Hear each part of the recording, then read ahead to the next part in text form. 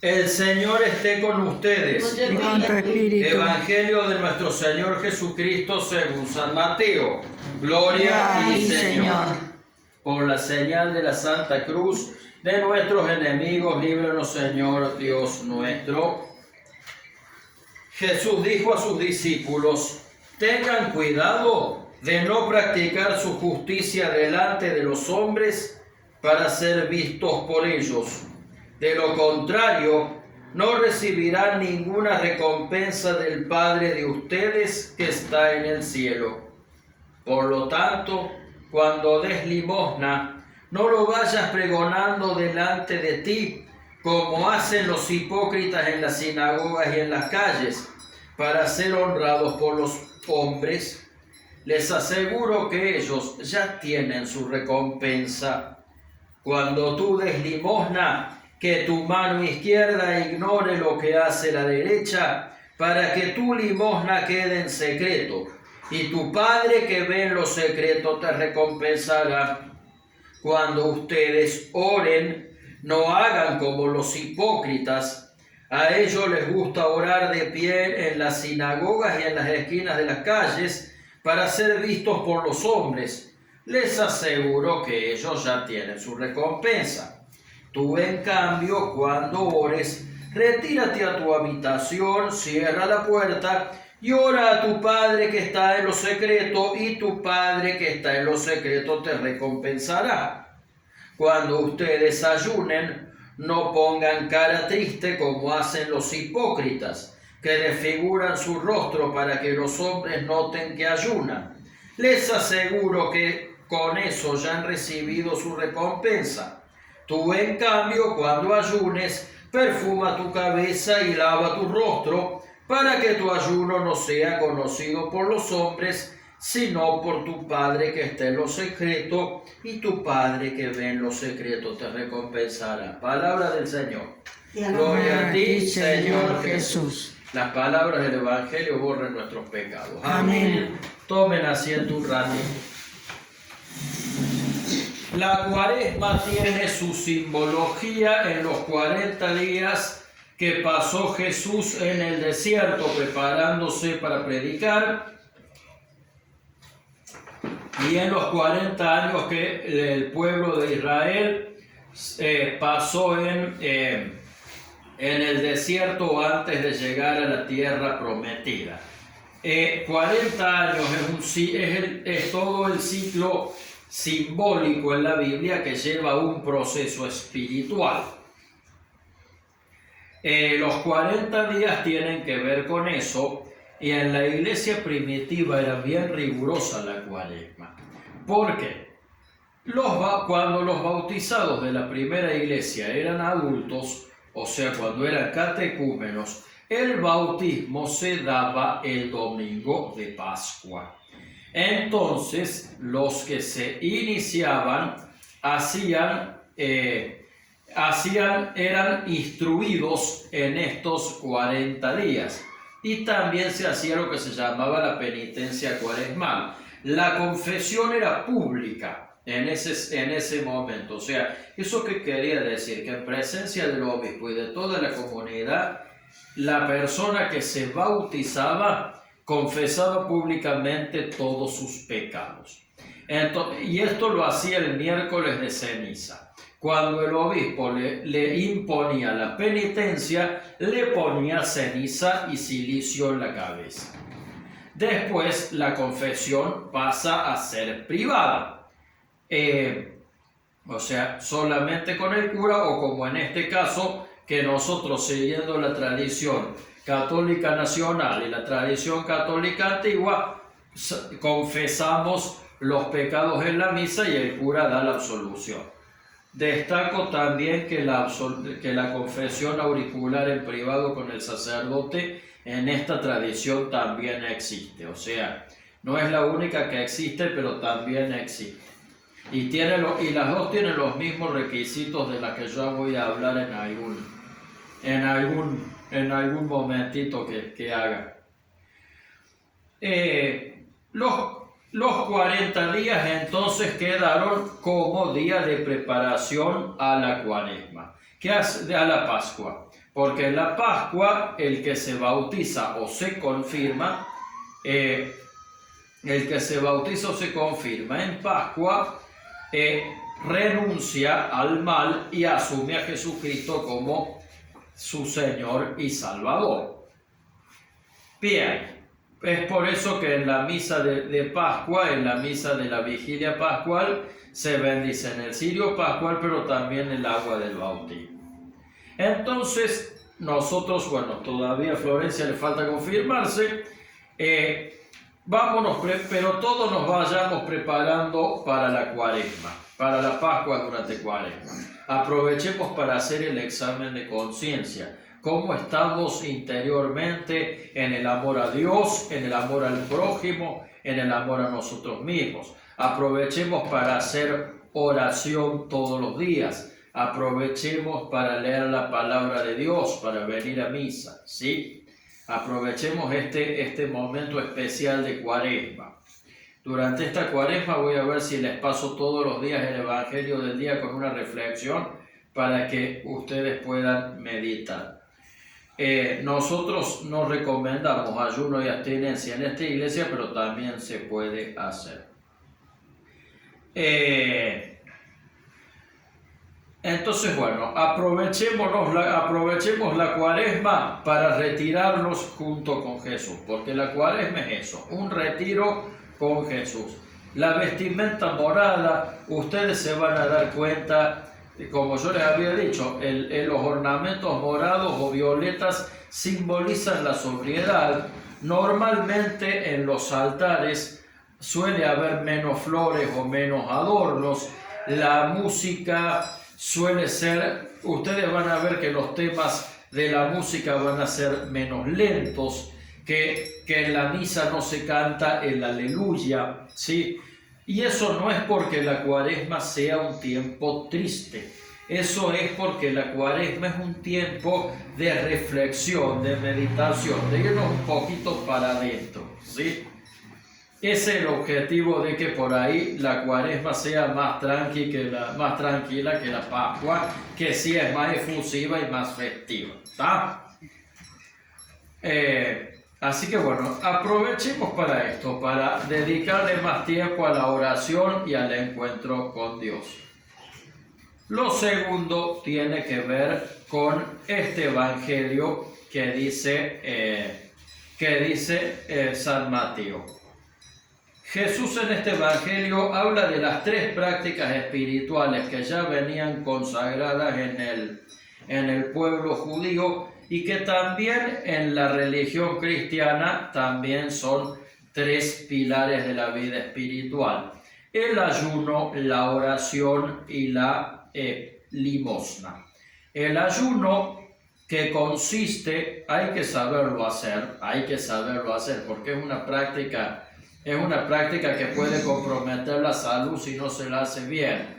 El ayuno, que es la privación de cosas, son algunas privaciones de cosas que nos dan placer, ofrecidas como sacrificio, por supuesto acompañadas de oración y de una profunda conciencia cristiana del ayuno.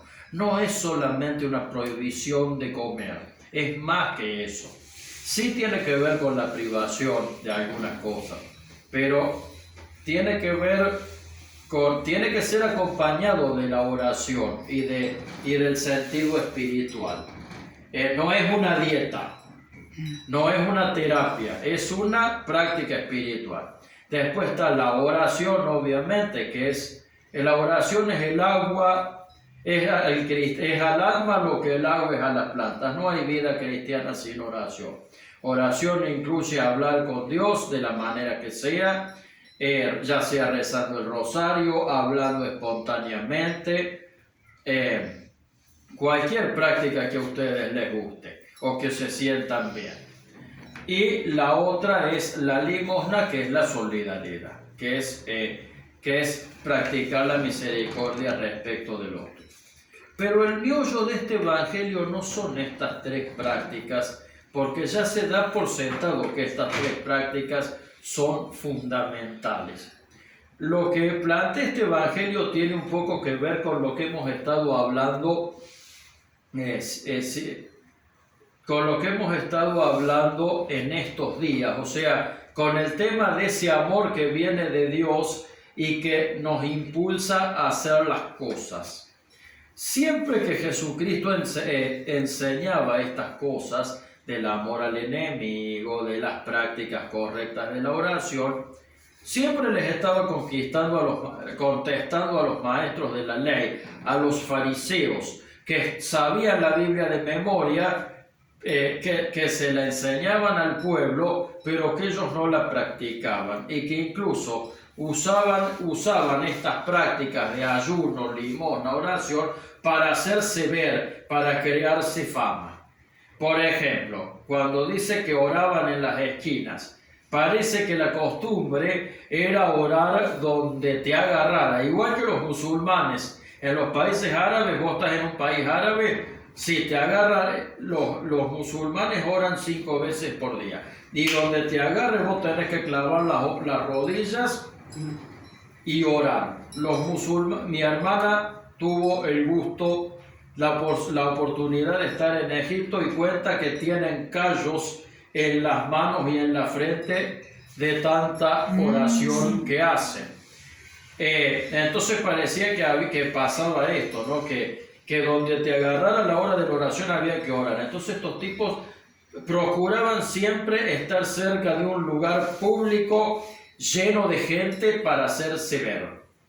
Lo mismo cuando daban limosna, hacían publicidad. Es como si hoy, después de hacer una obra solidaria, agarro el teléfono y me saco una selfie haciendo la sonrisita o la trompita.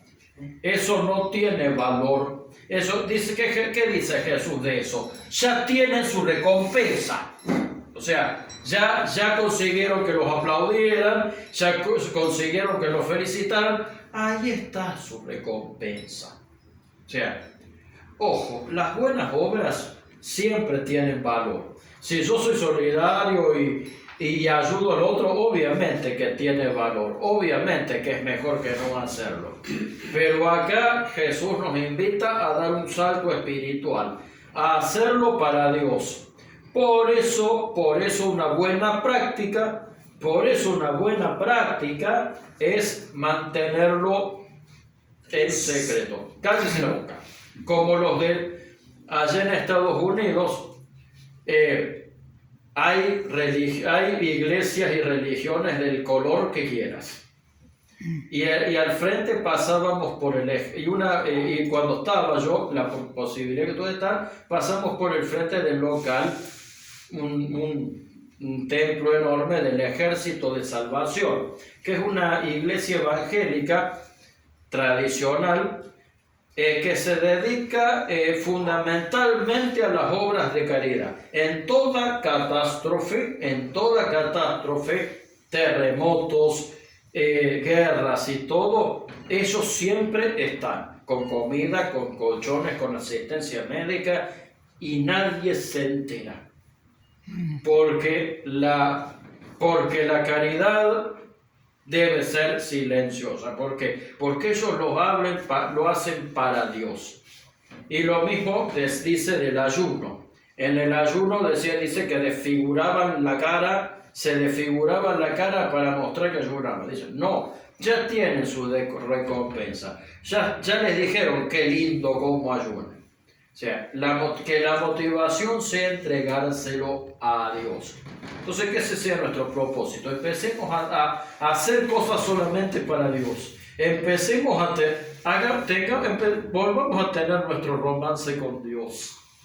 ¿Qué es lo que hace? A ver, ¿qué es lo que... Cuando nosotros estamos enamorados de alguien profundamente, o tenemos una relación de pareja profundamente, o tenemos una amistad íntima muy cercana, profundamente, ¿qué es lo que tenemos? Generalmente algo, fíjense que en todas las relaciones de ese tipo, hay algo que solamente comparten con esa persona. Ponele, Hay, por ejemplo, solamente, y con eso me refiero que, por ejemplo, hay series que yo la veo hay series de Netflix que yo la veo solamente si me junto con mi amigo o mi amiga tal, porque es lo que compartimos, es lo nuestro. O sea, y así, bueno, hagamos esto con el Señor, que cuando yo haga oración, solamente con Él, cara a cara. Que cuando yo haga una obra de bien, de caridad, de solidaridad, Señor, esto que hago es para vos, solamente para ti, entre vos y yo, nada más. Y cuando yo hago el ayuno penitencial, también, entre vos y yo, nadie se entera de que yo estoy ayunando, entre vos y yo, Señor. ¿Por qué? Porque eso purifica las intenciones. Nos acerca, nos ayuda a tomar la dimensión real de las prácticas espirituales y nos hace crecer para la Cuaresma y nos da los frutos. Porque si nosotros aprendemos a hacer las cosas solamente para Dios, vamos a aprender la humildad, porque vamos a aprender la grandeza de Dios sobre nosotros. Sí, y porque vamos así a disciplinar nuestra vida espiritual. Por ejemplo, si yo aprendo a ayunar por ahí, no sé, de comida o de alcohol, en la intimidad con Dios, después eso va a ayudarme a ayunar de criticar al otro. O sea, o ayunar de mentir, o ayunar de estafar. O me va a enseñar y la oración con Dios me va a enseñar también a amar al otro. La caridad con Dios, o sea, el hacer las cosas por el solo hecho de hacer el bien, me va a enseñar la alegría de hacer el bien.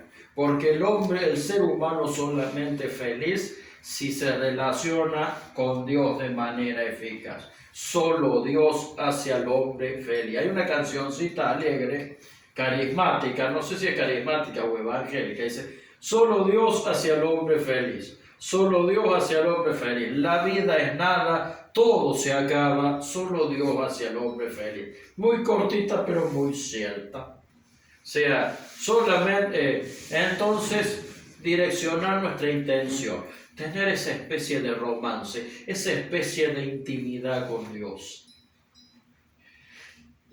O sea, solamente con Dios, abandonar esas vanidades en esta época en que pareciera que no existe el que no tiene Instagram, TikTok, Facebook o YouTube, que son herramientas maravillosas que a mí me encantan y yo las uso, pero quiero decir con esto que en esta época pareciera que no existiéramos si no publicáramos cosas en las redes sociales. No viajaste si no sacaste fotos. Pareciera que el requisito de una rica comida es sacarle foto al plato. Ojo, y lo digo como autocrítica, yo también lo hago. Pero quiero decir que en esta cultura de la apariencia, de ponernos todos en vidriera, recuperar la intimidad, recuperar el hacer la intimidad con Dios, el hacer las cosas solamente para Dios. Eso en cuanto a las intenciones. Y lo último, el volver a Dios. Vuelvan a mí, dice el Señor en la primera lectura. Yo ahora, en un rato, les voy a imponer las cenizas. Cuando se imponen las cenizas se dicen dos frases. ¿Cuáles? Una es: conviértete y cree en el Evangelio. ¿Eso qué quiere decir? ¿Qué es convertirse? Volverse a Dios, volver a Dios. ¿Por qué? Porque Él es nuestro origen, pero también es nuestro destino. No, es lo que decía recién, el ser humano no puede ser ni feliz